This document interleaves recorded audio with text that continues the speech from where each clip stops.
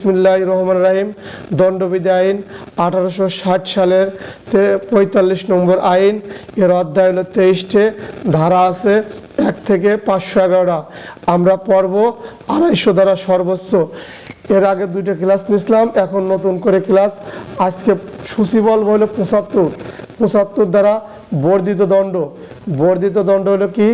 দণ্ডবিধি আইনের 12 এবং 17 অধ্যায়ের 12 অধ্যায় এবং 17 অধ্যায়ের যদি কোনো ব্যক্তি অপরাধ করে, তার শাস্তি যদি 3 বছর সর্বনিম্ন হয় এবং পরবর্তী একই অপরাধ করে, এই 12 এবং 17 অধ্যায় পরবর্তীতে আদালত যে শাস্তি প্রদান করে, উক্ত আইনে যে ধারায় শাস্তির কথা উল্লেখ আছে তার দ্বিগুণ শাস্তি প্রদান করে, এই দণ্ডকে বর্ধিত দণ্ড বলা হয়। অধ্যায় 4 সাধারণ ব্যতিক্রম সমূহ 76 থেকে 106। কেউ পড়া বাদ দেবেন না, সব দ্বারা মুখস্থ করবেন। 76 থেকে 106 প্রশ্ন এটা আসবে। আমি আজ সূচি বলবো। 76 আসলে আইন বলে বাধ্য তথ্যের ভুল ধারণা বসাতে কৃত কোনো কর্মই অপরাধ নয়। আইন বলে বাধ্য তথ্যের ভুল ধারণা বসাতে কৃত কোনো কর্মই অপরাধ নয়। জয় ভিডিও মুড অনে আসেন, পরীক্ষার আসেন।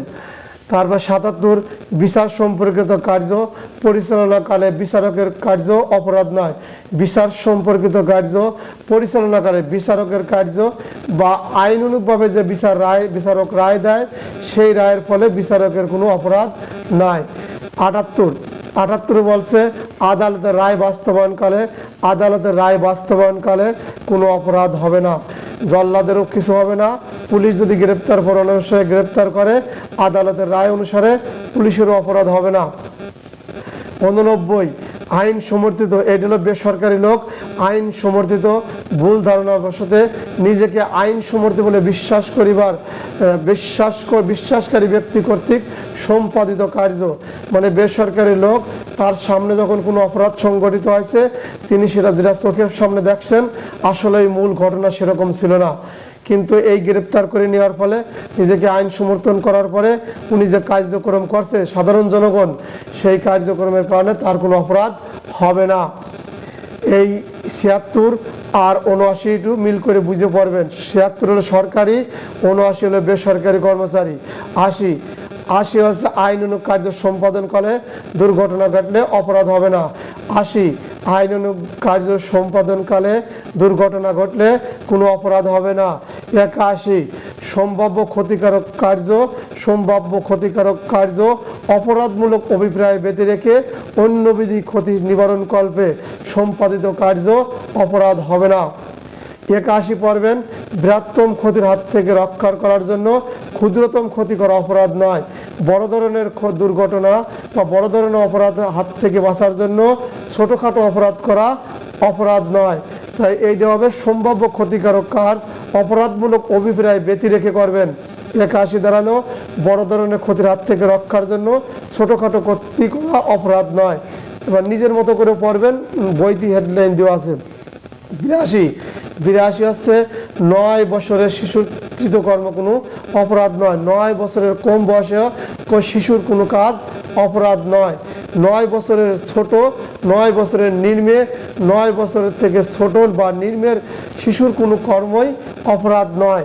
83 9 বছরের অধিক, 12 বছরের কম, 9 বছরের অধিক, 12 বছরের কম অপরিণত বোধশক্তি সম্পূর্ণ শিশুর কোনো কর্মই অপরাধ নয়। অপরিণত বোধশক্তি সম্পূর্ণ 9 বছরের অধিক, 12 বছরের কম এই শিশুর কোনো কর্মই অপরাধ নয়। কখন অপরাধ নয়?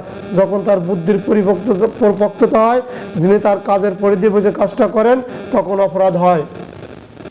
84 অপ্রকৃতস্থ ব্যক্তির কাজ অপরাধ নয়। অপ্রকৃতস্থ ব্যক্তির কাজ অপরাধ নয়। অপ্রকৃতস্থ পাগল ব্যক্তির কাজ অপরাধ নয়। অপ্রকৃত 84 বলছে অপ্রকৃতস্থ বা পাগল ধরে নেবেন, পাগলকেই বোঝায়। 85 অনিচ্ছাকৃত প্রমত্ততার কারণে বিশ্বাস শক্তি রহিত ব্যক্তির কাজ অপরাধ নয়। 85 হলো অনিচ্ছাকৃত প্রমত্ততার কারণে বিশ্বাস শক্তি মানে ইচ্ছার বাইরে যদি কেউ নিশা পান করায়, নিজের ইচ্ছার বিরুদ্ধে অন্য কেউ যদি নিশা দ্রব্য পান করায়, এই ব্যক্তির কোনো কাজ অপরাধ নয়। স্বেচ্ছায় না অনিচ্ছাকৃতভাবে অন্য কেউ সেবন করায় দিয়েছে, যার কারণে 85 দ্বারা বলছে অনিচ্ছাকৃত প্রমত্ততার কারণে বিশ্বাস শক্তি রহিত ব্যক্তির কাজ অপরাধ নয়।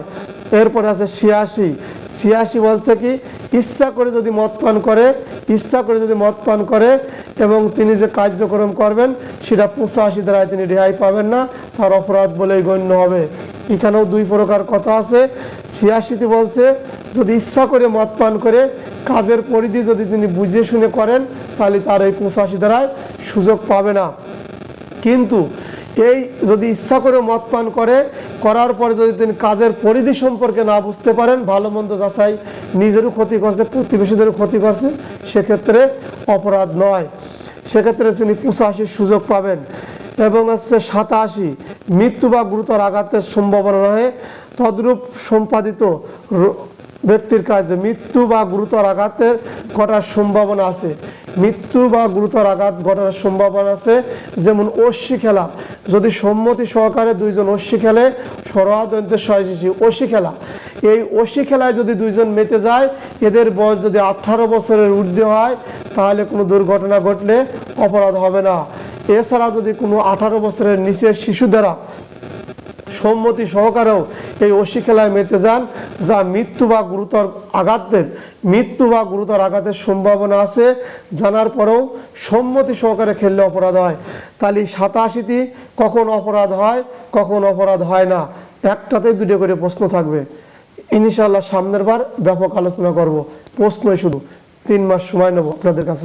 এর ব্যাখ্যামূলক আলোচনা 88 ধারায় কি বলছে, 88 ধারা থেকে আমাদের মূল পড়ায় 88 থেকে 95 পর্যন্ত পড়ব ইনশাআল্লাহ, চেষ্টা করব অল্প করে বলবো।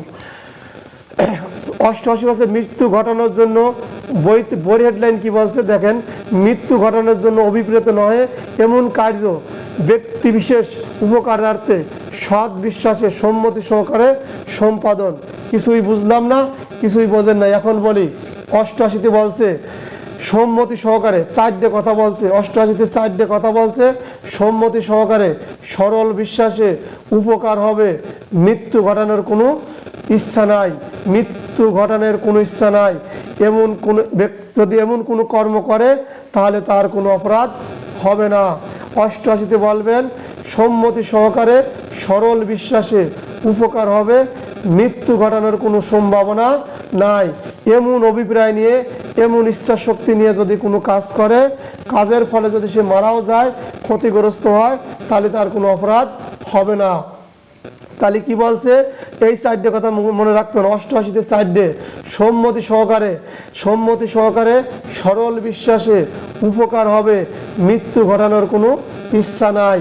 এখানে উদাহরণ আছে, উদাহরণগুলো পড়লে বুঝবেন।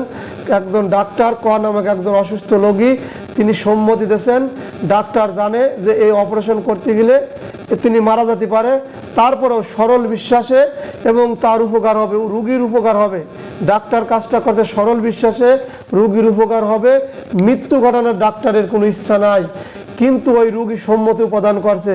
তাহলে দুইজনের মধ্যে যখন মিলে গেছে 4টে কথা, তখন এই কর্ম করার ফলে যদি কোনো অপরাধ হয়, এই অপরাধ কোনো অপরাধ বলে গণ্য হবে না। 88তে পড়বেন সম্মতি সহকারে সরল বিশ্বাসে উপকার হবে, মৃত্যু ঘটানোর কোনো ইচ্ছা নাই, এরকম কর্ম করার পরেও যদি কোনো অপরাধ সংঘটিত হয় তাহলে সেই অপরাধের কারণে তার কোনো শাস্তি হবে না, এরকম। তাহলে 4টে কথা 88তে বলবেন সম্মতি সহকারে সরল বিশ্বাসে উপকার হবে, মৃত্যু ঘটানোর কোনো ইচ্ছা নাই, এই 88তে পড়বেন এতটুকুই। আর উদাহরণ পড়বেন। তাহলে ডাক্তার হচ্ছে কি করছে, ক নামক রোগী সম্মতি দিচ্ছে যে আমার পেটের ভিতরে এমন ব্যথা যন্ত্রণা, আপনি অপারেশন করেন।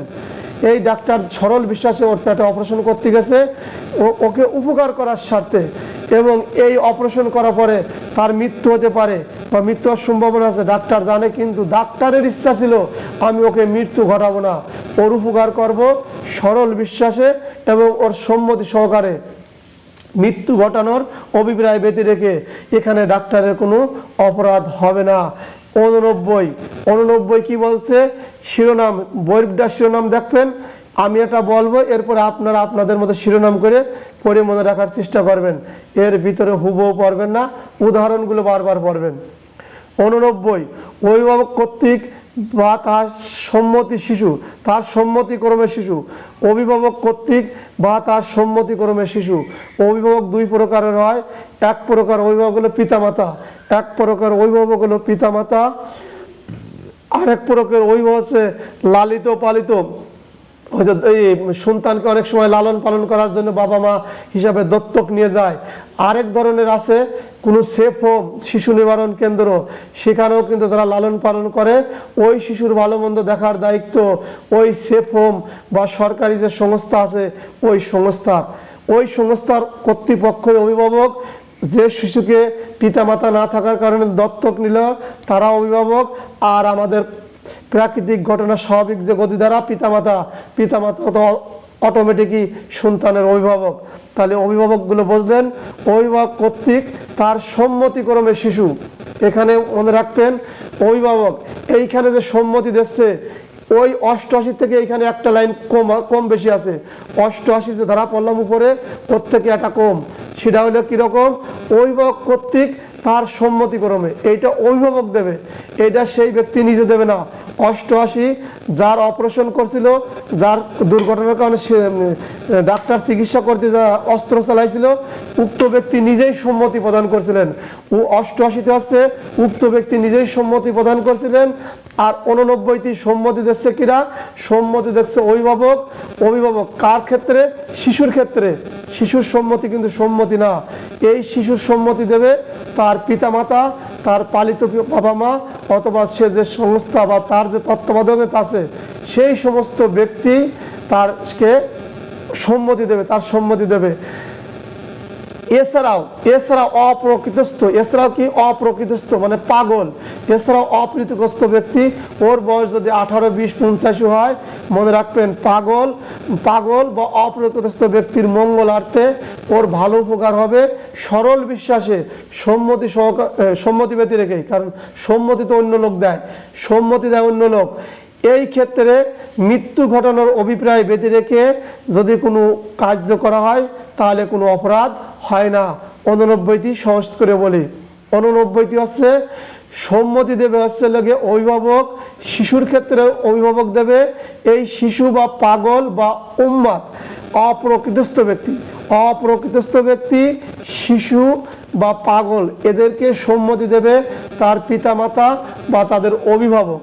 এবং শিশু কত বছর পর্যন্ত, শিশু হচ্ছে 12 বছর, দণ্ডবিধি আইনে শিশু হচ্ছে 12 বছরের কম বয়স্ক। নারী ও শিশু নির্যাতন দমন আইনে শিশু হচ্ছে 16 বছরের কম। শিশু আইন 2013 অনুসারে শিশু হচ্ছে 18 বছরের নিচে। বাংলাদেশের জাতিসংঘ সনদে শিশু বলতে 18 বছরের নিচেকে বোঝানো হয়েছে। বাংলাদেশের শিশু বলতে জাতিসংঘে যে সনদ দেওয়া আছে 18 বছরের নিচেকে শিশু বলে। এই শিশু করতে যা আমাদের আইনে কিন্তু অনেক সময় শিশুর কথা তারতম্য লেখা আছে। খালি দণ্ডবিধি আইনে শিশু বলতে 12 বছরের কম বোঝাইছে, 12 বছরের কম, নারী ও শিশুতে 16 বছরের কম, এবং শিশু আইনে 18 বছরের কম, জাতিসংঘ সনদের 18 বছরের কম। এগুলো আমাদের পড়ানো অতিরিক্ত বললাম, বাদ নেই হয়, ওটা বাদ। তাহলে 89 বললাম যদি সম্মতি সহকারে, এই 89 সম্মতি দেবে বলে অভিভাবক কার জন্য সম্মতি দেবে, শিশুর বয়স কত হতে হবে, এমসিকিউ 12 বছর। কোন শিশুর সম্মতি তার অভিভাবক দেবে, 12 বছরের কম, 16 বছরের কম, 18 বছরের কম, উপরের সবগুলাই, তখন আপনি লিখবেন 12 বছরের কম। এইটাই কিন্তু মনে রাখবেন দণ্ডবিধির আইনের এমসিকিউ। দণ্ডবিধি আইনের এমসিকিউ শিশু বলতে বোঝাচ্ছে 12 বছরের কম। আর কার সম্মতি দেবেন, পাগল বা অপ্রকৃতস্থ ব্যক্তি, এই দুই ধরনের লোকের সম্মতি দেবেন। এখন পাগলের বয়স কত হবে, পাগলের বয়স 80 হতে পারে, পাগলের বয়স 40 হতে পারে, আর 12 বছরের নিচে হলে তো কথাই নাই, সে তো শিশু, এগুলো বোঝার বিষয়। তাহলে পাগলের বয়স যদি 50 হয়, সেক্ষেত্রে পাগলের সম্মতি নিয়ে যদি তার মঙ্গলার্থে উপকার হবে জানার পরে যদি তার কোনো ডাক্তার অপারেশন করে বা কোনো কার্যক্রম করে, তাহলে ডাক্তারের অপরাধ হবে কি হবে না? আইনের আলোকে ডাক্তার অবশ্যই অপরাধ হবে, কারণ 89 দ্বারা পাগলের সম্মতি দেওয়ার কোনো বিধান নাই, তার অভিভাবক দেবে। আর শিশুর ক্ষেত্রে 18 বছর, শিশুর ক্ষেত্রে 12 বছরের নিচে হলে তার অভিভাবক বা পিতামাতা এই সম্মতি দেবে। তাহলে 88 বলছে 4টে কথা, আবার একটু রিভিশন করি। সম্মতি সহকারে সরল বিশ্বাসে উপকার হবে, মৃত্যু ঘটনার অভিপ্রায় বেঁধে রেখে কোনো কর্ম করলে অপরাধ হবে না, এই যে 88। 89টি কি বলছে? এই সম্মতি 89টি সম্মতি দেবে হচ্ছে 4টে কথা এখানেও। 89টি সম্মতি দেবে কিরা? 89টি সম্মতি দেবে অভিভাবক। এই সম্মতি দেবে কার কাছে? পাগল বা অপ্রীতিগ্রস্ত ব্যক্তির সম্মতি দেবে তার অভিভাবক, বা শিশু হলে 12 বছরের নিচের কম, এদের সম্মতি সহকারে সরল বিশ্বাসে উপকার হবে, মৃত্যু ঘটানোর কোনো ইচ্ছা নাই, এই ক্ষেত্রে কোনো কাজকর্ম করলে কোনো অপরাধ হবে না। 90 ধারা এটার উদাহরণ আছে, উদাহরণ পড়ে নেবেন, উদাহরণ আপনারা পড়লে সুন্দর করে বুঝে যাবেন। 90 ভীতি বা ভ্রান্ত ধারণা অধীনে নেওয়া বলিয়া বিদিত সম্মতি। এই দেন ভীতি বা ভ্রান্ত ধারণা, ভীতি বা ভ্রান্ত ধারণার অধীন দেওয়া বলিয়া বিবিত সম্মতি। কিছুই বুঝি নাই আমি, আপনারা মনে বুঝলি বোঝেন, আমি আবার বুঝে দেবো। এই বই দিয়ে পড়লি হয় না, তার কারণে আমাদের এই আলোচনা। এই 90 ধারায় বলছে কখন সম্মতি কখন সম্মতি না। 5টা ক্ষেত্রে সম্মতি গ্রহণ করা যাবে, 5টা ক্ষেত্রে সম্মতি গ্রহণ করা যাবে। এই 5টা ক্ষেত্রে সম্মতি দেবে, তখন সম্মতি হবে। এর ব্যত্যয় ঘটলে সম্মতি হবে না। কোন কোন ক্ষেত্রে সম্মতি হবে না তাহলে জানি রাখেন। 90 ধারার 1 ক্ষতির ভয় দেখা, আপনারা পরে নোট করে লিখে নেবেন, আমি বলতেছি বই তো আছে, যদি খুঁজে পান তাহলে লিখতে পারবেন। তাহলে আছে 1 আছে ক্ষতির ভয়, 1 2 করে লেখেন না বলার সুবিধার্থে। 90 আছে কোন কোন ক্ষেত্রে সম্মতি হয় না। এত সময় তো সম্মতি পড়লাম 88 89, এখন 90তে বলছে কখন সম্মতি না। ক্ষতির ভয় দেখা যদি সম্মতি নেন, ক্ষতির ভয় দেখায়া তত্ত্বের ভুল ধারণা দিয়ে এমন তথ্য দেন, সে এমন একটা ভুল তথ্য দেন, সেই ধারণায় সে সম্মতি দিয়ে দেছে। তত্ত্বের ভুল ধারণায় সম্মতি দিলে সম্মতি হয় না, তত্ত্বের ভুল ধারণায় সম্মতি দিলে সম্মতি হয় না। অপ্রকৃতস্থ ব্যক্তি বা পাগল ব্যক্তির সম্মতি নয়, অপ্রকৃতস্থ ব্যক্তি বা পাগল ব্যক্তির সম্মতি নয়। শিশুর সম্মতি 12 বছরের কম হলে তার সম্মতি নয়। শিশুর সম্মতি 12 বছরের কম শিশুর সম্মতি নয়। প্রমত্ততার কারণে মানে নিশাগ্রস্ততার কারণে বিশ্বাস শক্তি রহিত হয়েছে, প্রমত্ততার কারণে ইচ্ছা করে অনিচ্ছা করে, প্রমত্ততার কারণে বিচার শক্তি রহিত ব্যক্তি তার সম্মতি নয়। প্রমত্ততার কারণে বিচার শক্তি রহিত ব্যক্তির সম্মতি নয়। বা যে সম্মতি তিনি প্রদান করেছেন, যে ব্যক্তির সম্মতি তিনি প্রদান করেছেন, এই সম্মতির পরিণাম কি ভয়াবহ, এই সম্মতির জন্য যে তার কপালে কি দুর্দশা আছে তিনি তা জানেন না, না জেনে সম্মতি দিয়ে বলেছেন, এই সম্মতি নয়। তাহলে 90 আছে 88 পারলাম 4 প্রকার সম্মতি দিয়ে কাজ করলে অপরাধ হয় না। 89 পারলাম 4 প্রকারের সম্মতি দিয়ে করলে অপরাধ হয় না। কিন্তু 90 এসে বলছে 5 ধরনের সম্মতি নিয়ে যদি আপনি কাজ করেন, সেই কাজ সম্মতির মধ্যে পড়বে না, সাধারণ ব্যতিক্রমে আপনি রেহাই পাবেন না। এই সম্মতিগুলো আবার বলি। 90-এর 1 ক্ষতির ভয় দেখায়া, 90-এর 1 ক্ষতির ভয় দেখায়া, 90-এর 2 তত্ত্বের ভুল ধারণা, 90-এর 2 তত্ত্বের ভুল ধারণা, 90-এর 2 তত্ত্বের ভুল ধারণা। 3 90-এর 3 অপ্রকৃতস্থ ব্যক্তির সম্মতি, অপ্রকৃতস্থ ব্যক্তির সম্মতি, অপ্রকৃতস্থ ব্যক্তির সম্মতি। 4 শিশুর সম্মতি, 4 শিশুর সম্মতি। 5 প্রমত্ততার কারণে বিশ্বাস শক্তি রহিত ব্যক্তি বা যে ব্যক্তি সম্মতি প্রদান করতেছেন সেই সম্পর্কে তার কোনো ভালো ধারণা জ্ঞান নাই, এই রকম সম্মতি যদি প্রদান করে থাকে তাহলে এই সম্মতি নয়। 90 ধারা শেষ, এতটুকুই। তাহলে কখন সম্মতি নয় প্রশ্ন আসলে পারে আপনারা 90 ধারার এই 5টা কথাই লিখে দেবেন, এই ক্ষেত্রে সম্মতি নয়। এত সময় কিন্তু আমরা সম্মতি সম্পর্কে পড়ছিলাম। প্রত্যেক কাজেরই সাধারণ ব্যতিক্রম থাকে, এই সম্মতির সাধারণ ব্যতিক্রম আছে। 90 পর এবার 91 ধারা। এবার 91 ধারার আলোচনাটা কি বলছে? যে সমস্ত কার্য সম্মতি ক্ষতি হইতে স্বতন্ত্র অপরাধ বলিয়া গণ্য, সেই সমস্ত কার্য বর্জন। বুঝলে বোঝেন, না বুঝলে সমস্যা নাই, আমি আছি। 90 ধারা পড়বেন। এই যে কি বলছে, স্বতন্ত্র অপরাধ মানে আপনি সম্মতি দিয়েছেন, আমি আর তো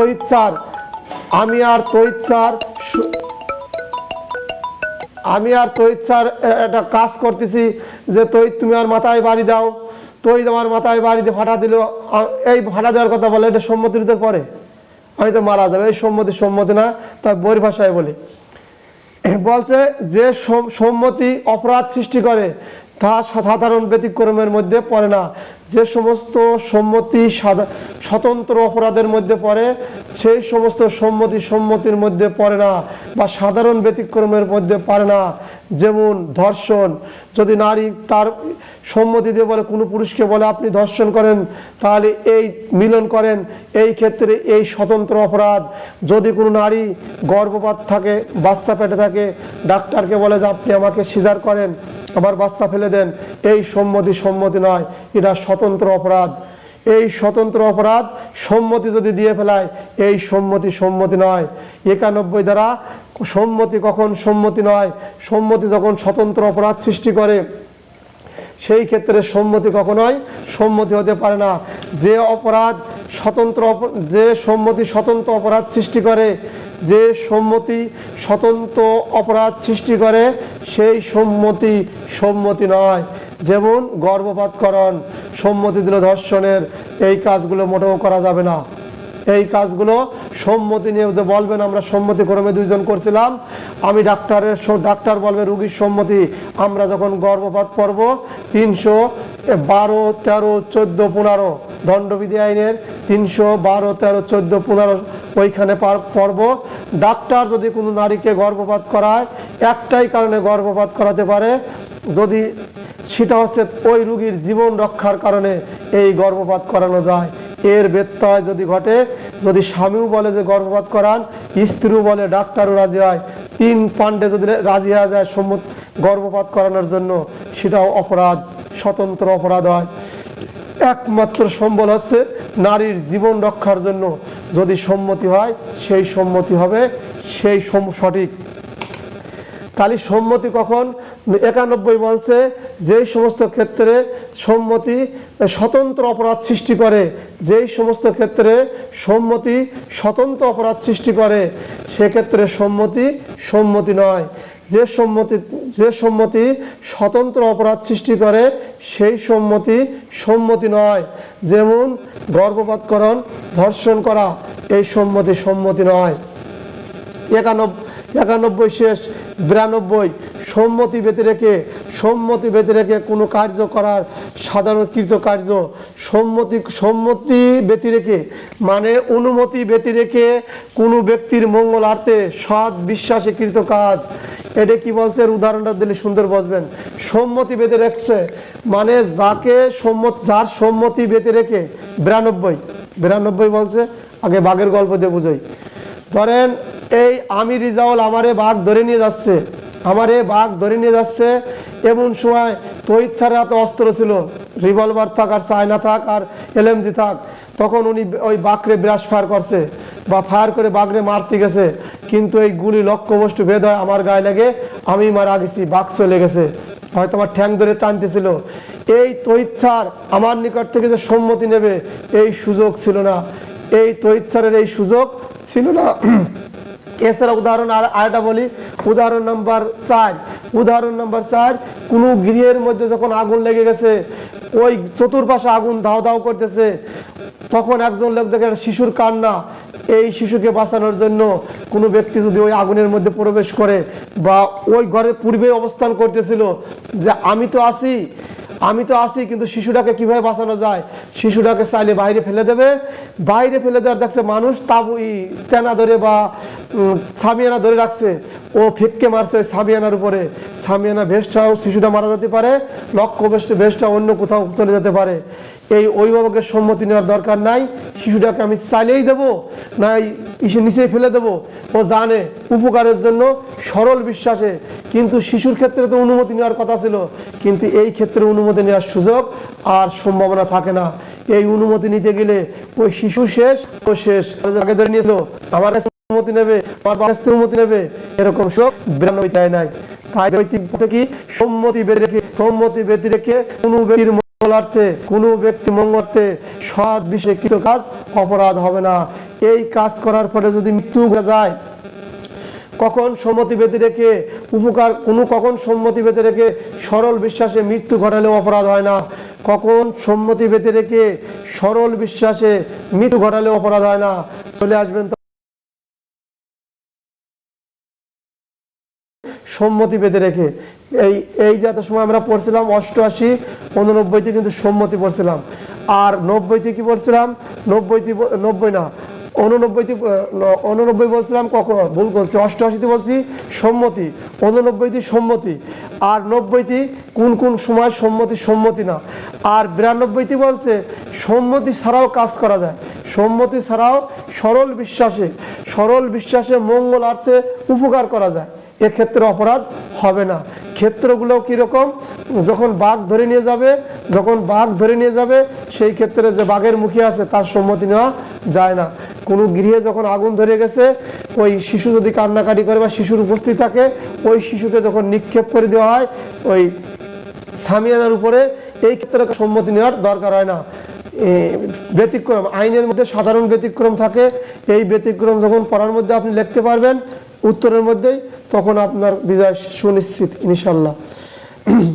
এরপরে চলে যাব হচ্ছে 93 আছে সৎ বিশ্বাসে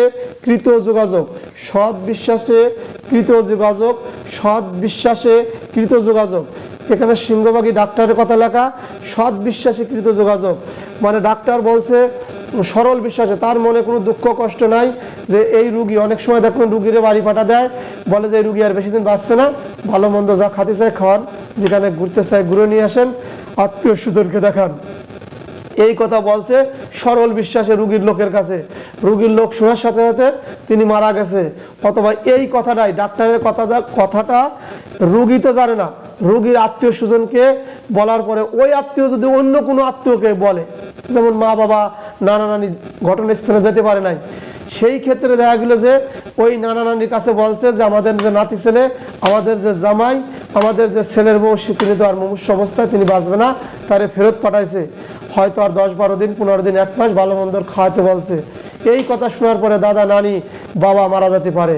তাহলে সরল বিশ্বাসে ডাক্তারের কথাটা বলছিল, এই সরল বিশ্বাসে কৃত যোগাযোগ যদি এরকম মারা যায়, কোনো দুর্ঘটনা ঘটে, তাহলে ডাক্তারের কোনো অপরাধ হবে না।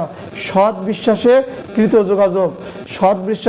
যোগাযোগ, এই যে যোগাযোগ করে দিল, এই যে কথাটা উনি তৈরি করে দিল যে রুগী নিয়ে যান, বেশি দিন টেকবে না, বাঁচবে না, এর জন্য ডাক্তারের কোনো অপরাধ হবে না। মনে রাখবেন 96 থেকে 106 এর ভিতরতে একটা প্রশ্ন আপনি যে র্যাঙ্কেই দেন আসবে ইনশাল্লাহ।